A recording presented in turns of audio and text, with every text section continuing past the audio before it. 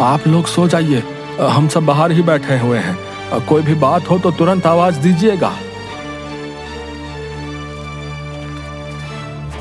राजेश उठ यार, ये सब क्या हो रहा है? अबे अबे ये पलंग हवा में कैसे उड़ रहा है? और ये गाने की आवाजें भी आ रही हैं। ये खुशबू, ये तो कमल के फूल की खुशबू है। लेकिन इस पुरानी हवेली में कमल का फूल कहां से आया? इतनी मीठी आवाज तो सिर्फ परियों की हो सकती है, भूत और राक्षस की नहीं। या फिर हम लोगों को डराने के लिए ये किया जा रहा है।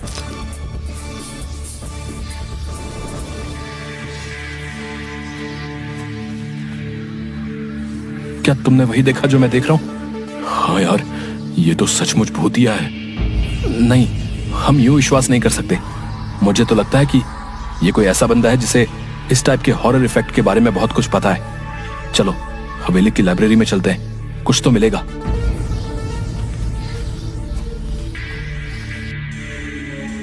ये किताब दूसरी दुनिया की परियों की है, जो कभी कभी उस दुनिया से इस दुनिया में घूमने आया करती थी। 150 साल पहले यह हवेली उन्हीं परियों का अतिथि गृह हुआ करता था, जहां पर वे अपना समय बिताने आया करती थी।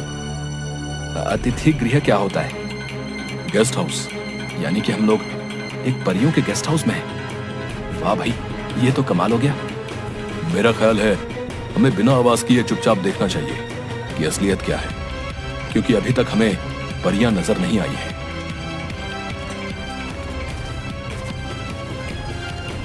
इसके बाद वो परियों का इंतजार करने लगते हैं। तभी अचानक उनके सामने जादुई संगीत बजने लगता है और बहुत सारी परियां सामने प्रकट हो जाती हैं। मैं हुस्न परी हूँ।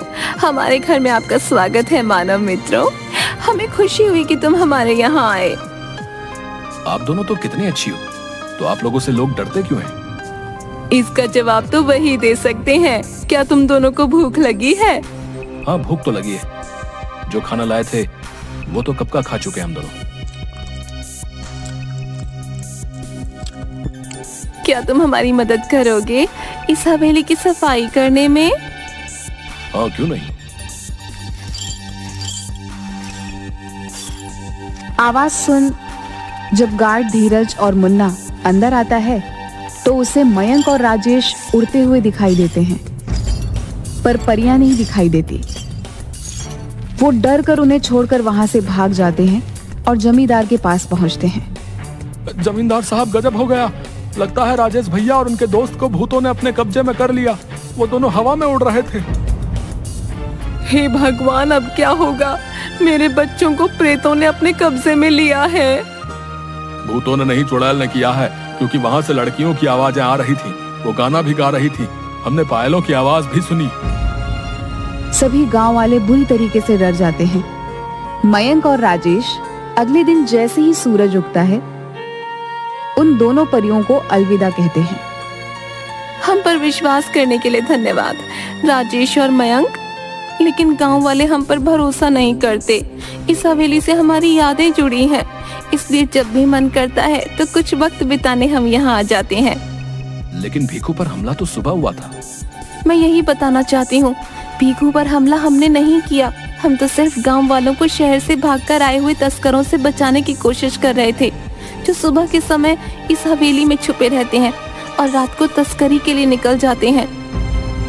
परियां राजेश और मयंक को बताती हैं, उस दिन जिस दिन पहाड़ी से गिरकर मर गया, उस दिन परी उसकी रक्षा कर रही थी, लेकिन सिर्फ भीखू को ही दिखाई दे रही थी।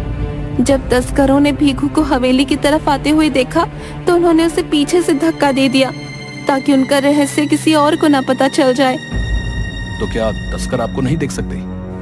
नहीं, हमें सिर्फ वही देख सकता है जिसके आगे हम अपने आप को खुद दिखाना चाहें। हमने गांव वालों को तस्करों के बारे में बताने की काफी कोशिश की, लेकिन डरपोक गांव वाले हवेली में नहीं आए।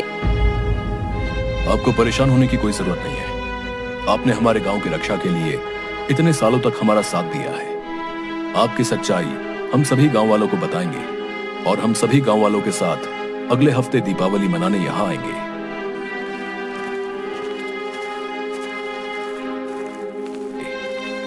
राजेश और मयंक सारी कहानी सबको बताते हैं। पुलिस को तस्करों की सूचना दे दी जाती है। पुलिस छापेमारी करती है और सभी तस्करों को गिरफ्तार कर लेती है। अरे आज तुम सब लोग हत्या चढ़े हो। अब देखो इंस्पेक्टर टुंडे तुम लोगों के साथ क्या करता है। सबके नाक में दम करके रखा था। थानेदार साहब धन्यवाद है वक्त से आने के लिए।